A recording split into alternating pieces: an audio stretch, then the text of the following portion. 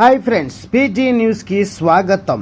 గురువారం తెల్లవారుజామున కువైట్ అంతర్జాతీయ విమానాశ్రయాన్ని అనేక డ్రోన్లు లక్ష్యంగా చేసుకున్నాయని పౌర విమానయాన డైరెక్టరేట్ జనరల్ ధృవీకరించింది. ఈ సంఘటన వల్ల భౌతిక నష్టం మాత్రమే సంభవించింది, ఎవరికీ గాయాలు కాలేదు.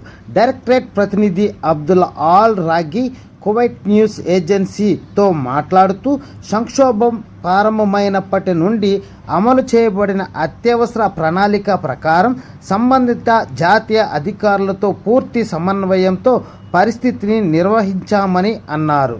అయితే కువైట్లో పౌర విమానయాన భద్రతను నిర్ధారించడంలో డైరెక్టరేట్ యొక్క నిబద్ధతను ఆల్ రాగి పునరుద్ఘాటించారు మరియు కువైట్ రాష్ట్రం, దాని ఎమీర్, దాని ప్రజలు మరియు ప్రభుత్వం యొక్క రక్షణ కోసం ప్రార్థనలు చేశారు.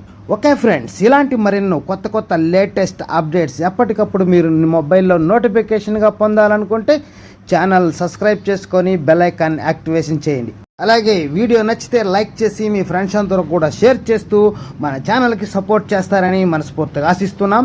Okay friends, by, take care. మరొక వీడియోలో మరిన్ని విషయాలతో మళ్ళీ కలుద్దాం.